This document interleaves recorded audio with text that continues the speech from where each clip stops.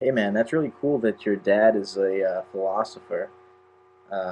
What's his name? Would he be anybody that I've possibly heard of before?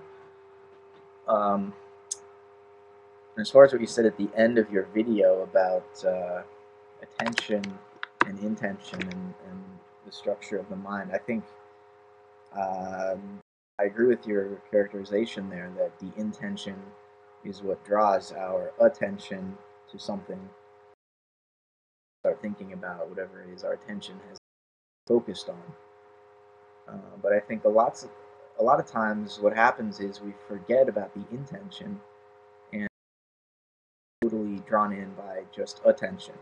And it's almost as though the intention comes from outside, with advertisements and billboards, and especially when you're watching TV, commercials are designed to grab your attention.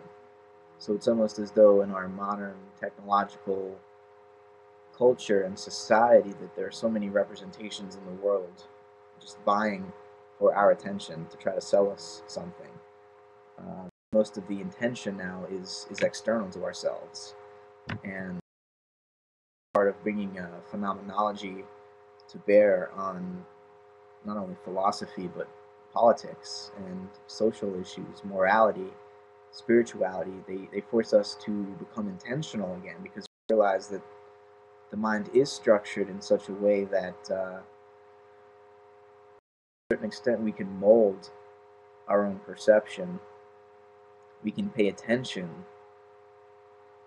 to certain aspects of existence, and we're not sort of controlled by what's out there. There's an element of consciousness that works from the inside out, and that gives us this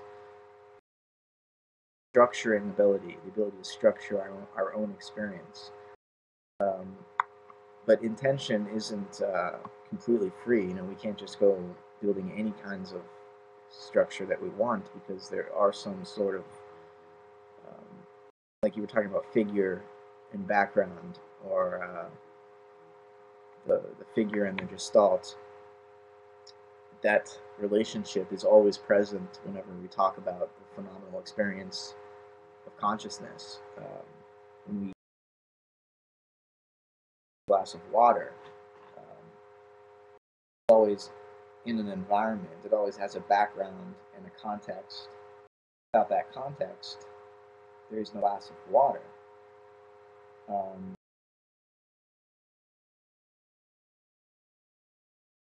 what is a glass of water? I describe it by saying, what I do with it,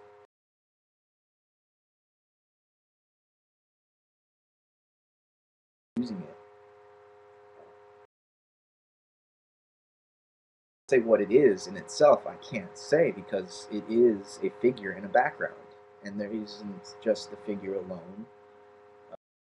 Never have just an object. The object is the environment. So I can't make, I can't have an intention to break out of that figure ground structure, but certainly I can be aware of that structure. And I think that's what phenomenology should be about, is revealing these hidden structures of first person cognition and being in the world.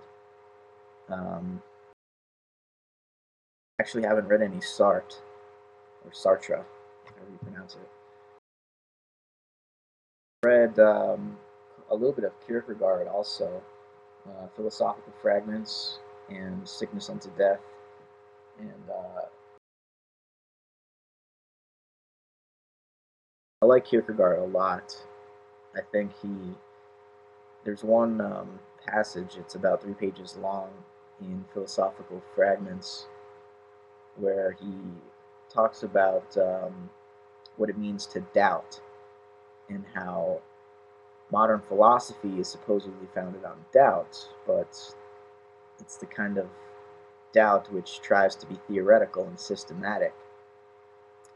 And Kierkegaard thinks that the essence of doubt really has nothing to do with developing an abstract, conceptual, metaphysical system, that it involves something more existential. It's that consciousness is this relationship between ideality and reality. So ideality is language, it's ideas, it's the mental abstractions, and reality is immediate. It occurs without reflection, um, redouble itself, and doubt. There's no doubt in reality. Reality is just itself. And then ideality, what the human being does with language, presupposes reality. So what I do when I speak, I'm not mirroring the world or creating a picture of the world with my speech. I'm creating something new. I'm creating a mental realm, an idea realm, um, separate from reality and that conflicts with reality. And that confliction, that incongruity, and that collision between my ideas and reality itself is what gives rise to consciousness, which is the possibility of doubt.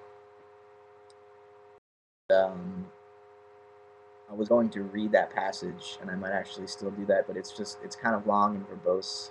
But anybody that is interested should definitely read that. It's let me book and show the page number. It's actually from Johannes Climacus. Johannes Climacus. It's not in Philosophical Fragments, but it's What Is It to Doubt? Right there. It's a few pages long. I might actually do a video where I read that right now.